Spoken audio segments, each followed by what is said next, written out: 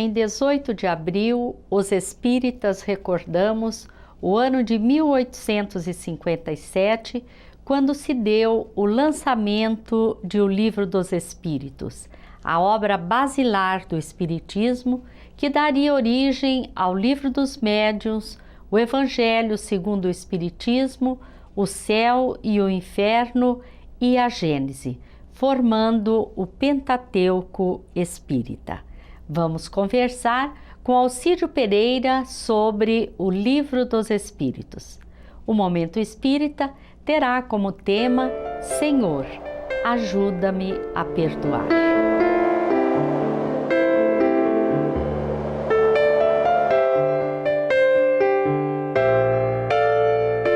Na noite de 18 de abril de 1857, em que foi lançado o Livro dos Espíritos, Allan Kardec foi para o escritório de sua residência e sentou-se à escrivaninha de carvalho. Pegou seu caderno de memórias e anotou, conforme o relato de Canuto de Abreu. Mais de 100 exemplares de O Livro dos Espíritos já se foram, neste primeiro dia, doados ou vendidos. Cada volume será um grão de vida nova lançado ao coração de um homem velho. Se algumas sementes caírem em corações maduros, haverá, por certo, gloriosas ressurreições. 1.200 sementes da verdade serão lançadas no terreno da opinião. Se uma só frondejar, nosso esforço não terá sido em vão. E conclui o codificador.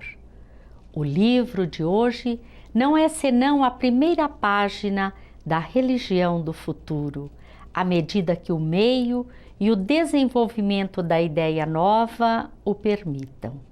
Operar-se-á lentamente, lutando com adversidades poderosas, pisando aqui, adulterada acolá, esmagada num ponto, ressuscitada noutro, criticada por muitos, defendida por poucos, atraiçoada dentro de seus próprios muros, pelos fracos a serviço das trevas. Nascia assim a doutrina espírita, uma nova luz para a humanidade, com Jesus e por Jesus.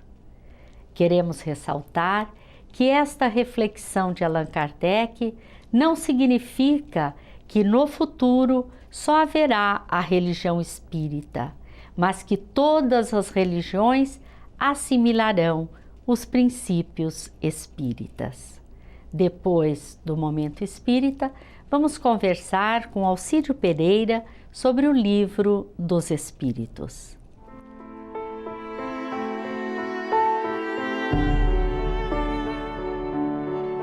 Senhor, eu gostaria tanto de poder perdoar. Disponho-me a isso. Oro e tenho a impressão de que lavei meu coração de toda mágoa.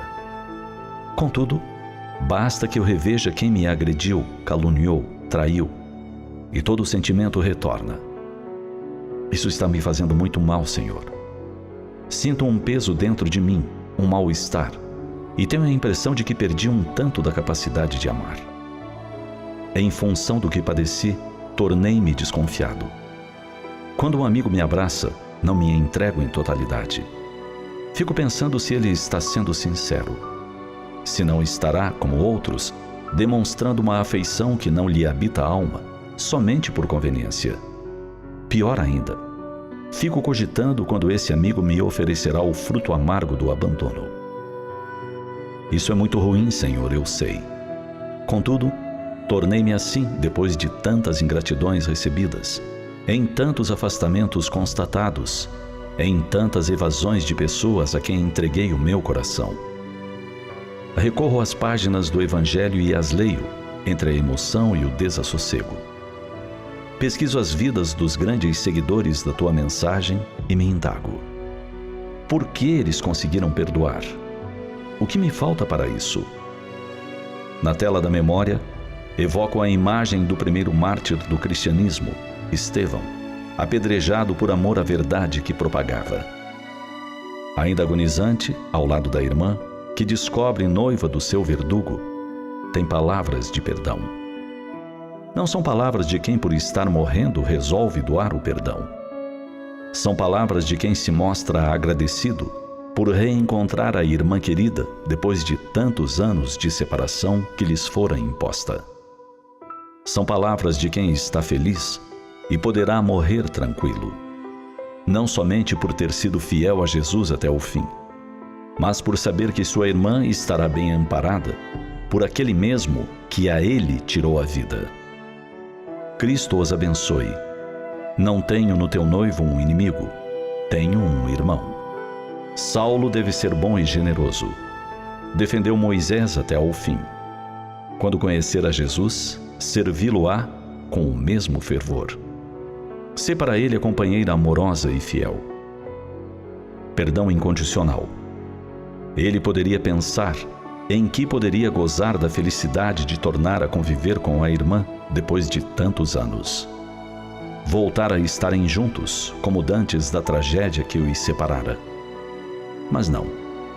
Suas palavras não são de reprovação a quem o condenara ao apedrejamento. Nele somente há perdão. Por tudo isso, Senhor, eu te peço. Ajuda-me a perdoar. Ensina-me a perdoar. Promove em mim a mudança para melhor. Não permitas que eu me perca pelas ruelas sombrias da mágoa, da tristeza e do desencanto. Eu desejo voltar a acreditar nas pessoas, a crer na amizade sincera, na doação sem jaça. Recordando o teu exemplo extraordinário na cruz, preocupando-te com aqueles que te haviam infligido tanto sofrimento e morte, eu te peço, ajuda-me. Tenho certeza de que quando o perdão puder ser a tônica dos meus atos, eu voltarei a sorrir, a ter fé, a viver intensamente. Ajuda-me, pois, Senhor Jesus, a perdoar. Porque não somente desejo ser feliz, mas igualmente almejo ser, para os que comigo convivem, motivo de contentamento e de alegria. Senhor, ajuda-me a perdoar. É o tema desta mensagem que está no CD Momento Espírita, número 24. Agora vamos conversar com Alcídio Pereira, que é palestrante espírita, participa da AMEM, Associação Espírita de Maringá. Olá, Alcídio, é uma alegria muito grande ter você no programa. 18 de abril de 1857 foi lançado o Livro dos Espíritos. Você saberia nos dizer se todo o movimento espírita, inclusive o mundial, estará comemorando este ano 157 anos do lançamento de O Livro dos Espíritos? Bem, Ivone, nós acreditamos que, se não em sua totalidade, mas quase todos deverão estar comemorando essa data tão importante para o movimento espírita. Eu tenho o prazer de participar de uma casa, a Associação Espírita de Maringá, que a direção da casa sugeriu e o Conselho aprovou que virasse uma norma regimental, que 3 datas seriam destacadas para que a casa, em toda a semana daquela data, tornasse como um assunto da vez. O Livro dos Espíritos, em 18 de abril, o nascimento de Allan Kardec, em 3 de outubro, e o nascimento de Jesus, em 25 de dezembro. Então, na Associação Espírita de Maringá, nesta semana, que coincide com o lançamento de O Livro dos Espíritos ou com as outras datas, todos os assuntos das palestras públicas ou das reuniões de estudos, elas se convergem para um único assunto: tratar, nesse caso, neste mês, de O Livro dos Espíritos, para ver a sua história e poder levar a quem não o conhece a importância desse livro para as casas espíritas e para o movimento espírita mundial. Alcídio, qual é a importância de O Livro dos Espíritos para a doutrina espírita? Por que é tão importante as pessoas conhecerem esta obra? Bem, com a chegada do Livro dos Espíritos, a 18 de abril de 1857, na livraria Danty, na Galeria d'Orléans, em Paris, inaugurava a era espírita no mundo. E com ela, a promessa de Jesus, que enviaria o Consolador, o Espírito de Verdade, que repetiria tudo o que ele disse, mas agora com uma humanidade mais amadurecida para entender de fato a sua mensagem. E isto foi o papel da doutrina espírita. Nós temos certeza de que ela representa para nós a terceira revelação. Moisés trouxe a primeira, Jesus a segunda, mas como quando Jesus aqui esteve, a humanidade ainda estava um tanto atrasada para entender a sua mensagem plenamente, ele prometeu que mais tarde, então, quando, e prevendo e com a certeza de que essa humanidade estaria amadurecida para entender a sua mensagem, ele enviaria o Consolador. E a doutrina espírita, então, raia, quer dizer, traz uma luz para a humanidade nesse livro que fez uma mudança, veio clarear de fato, facilitando os entendimentos das mensagens que Jesus nos deixou. Jesus disse: eu não vim destruir a lei, quando aqui esteve. Poderíamos dizer o mesmo com relação ao Espiritismo? Ele está em consonância com as duas primeiras revelações, Alcídio? Sim. Kardec diz que Jesus, ao dizer que não veio destruir a lei, ele se referia às leis mosaicas. E o Espiritismo não veio também destruir as leis cristãs que Jesus nos deixou. Sim, é muito ao contrário, complementá-las, quer dizer, dar a ela o sentido que realmente Jesus pretendia deixar à sua época.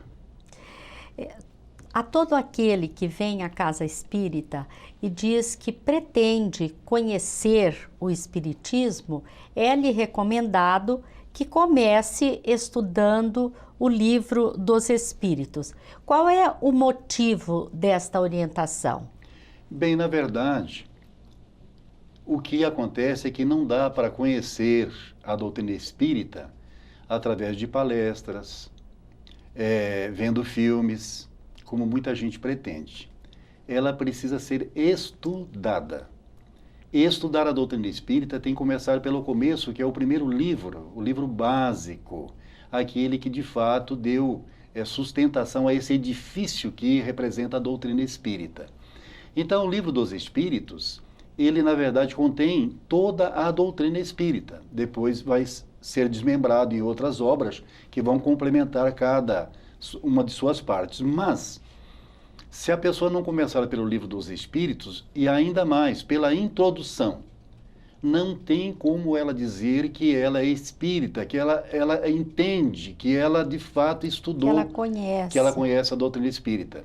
Então, mesmo que a pessoa está aqui ou em uma outra casa há muitos anos, participando de reuniões públicas, inclusive participando de atividades assistenciais, mas se ela não participa de reunião de estudo de O Livro dos Espíritos, ela não é realmente uma conhecedora da doutrina que ela diz participar. Na elaboração do Livro dos Espíritos, há uma estrutura didática.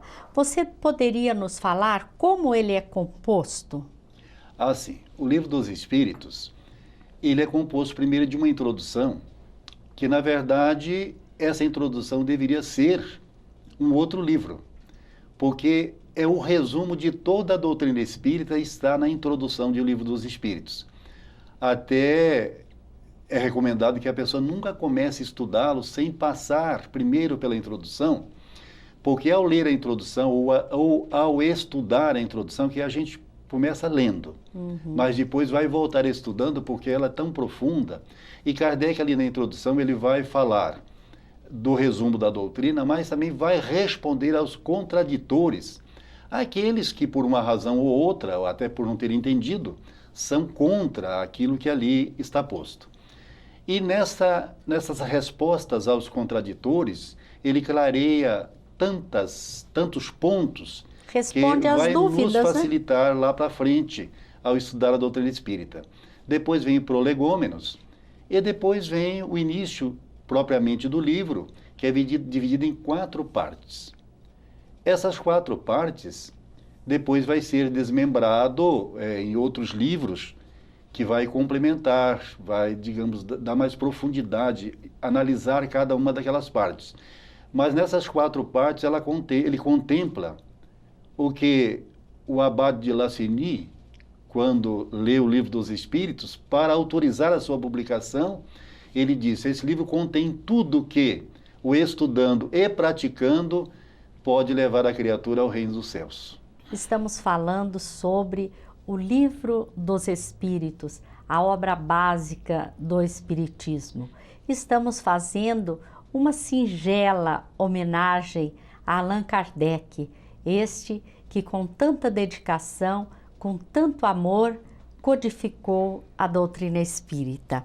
Alcide, você já se referiu que, além do Livro dos Espíritos, temos outras 4 obras básicas, né? Eu gostaria que você falasse sobre a relação que há entre as 4 partes que compõem o Livro dos Espíritos com os demais livros básicos. Assim. Então nós vamos encontrar na primeira parte, que vai tratar de Deus, da criação do mundo, nós vamos encontrar essa parte desenvolvida em A Gênese, que por sinal foi o último livro a ser publicado. Ele foi publicado no final de 1868.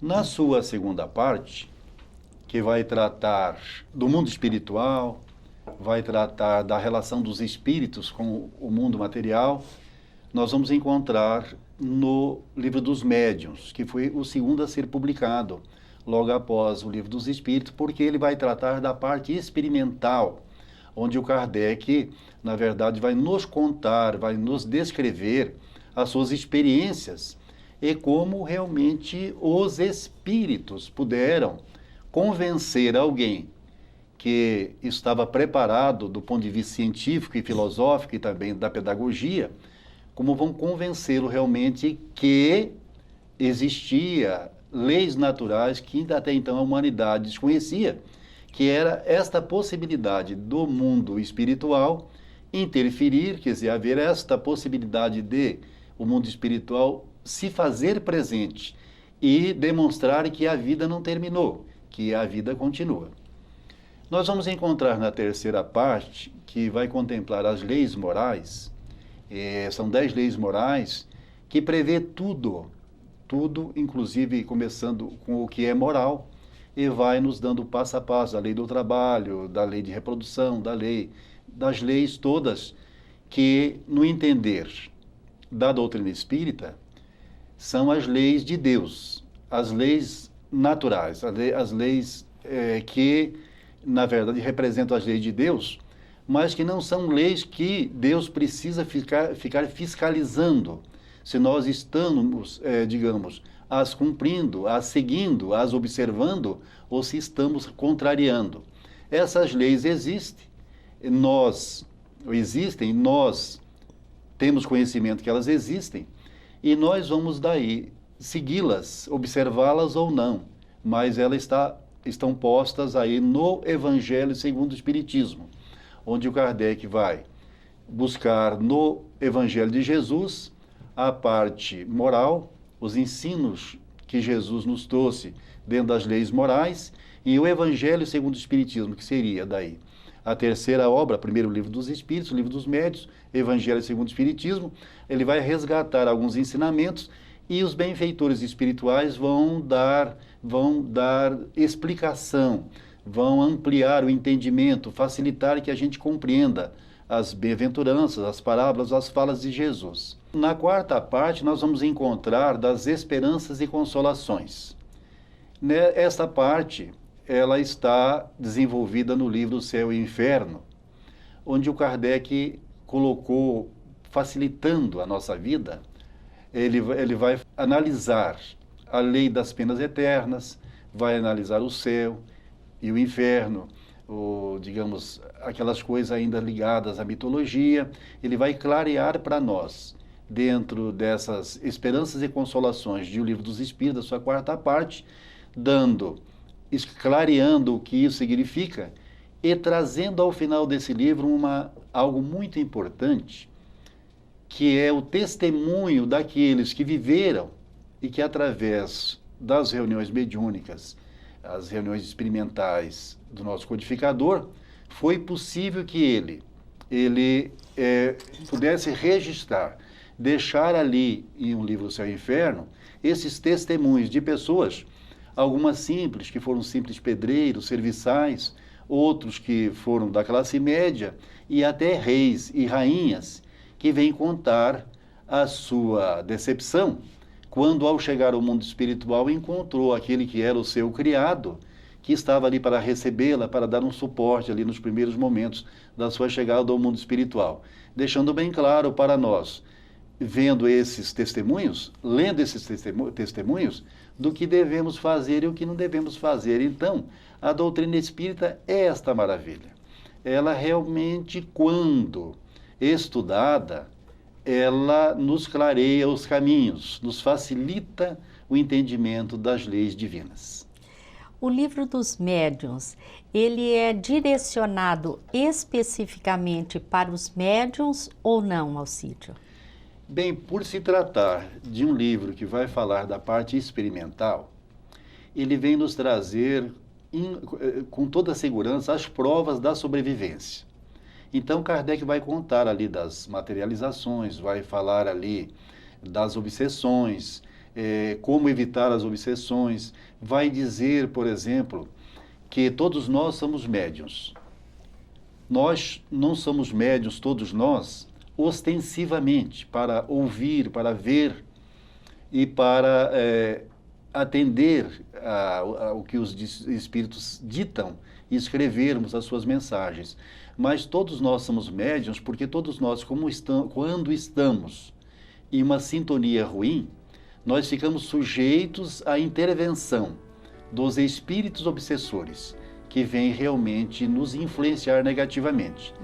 E vai então nos falar como proceder para viver uma vida, mesmo para aqueles que não são médios ostensivos, ou para os que são médios ostensivos, de maneira a estar sempre numa boa sintonia e fazer da mediunidade uma bênção. Por quê? Se aqueles que são médiuns, simplesmente porque estão sujeitos às interferências dos espíritos inferiores, só por isso, mas aqueles que são médios ostensivamente terão que se cuidar mais ainda, porque eles receberam alguns talentos que eles prometeram fazer disso o bem, uma alavanca para o seu progresso, trabalhando e cuidando-se para que a sua sintonia sempre seja aquela que vai permitir a presença e a ligação com os espíritos benfeitores. Alcídio, nós agradecemos a sua participação, agradecemos a todos que estiveram conosco e lhes desejamos muita paz.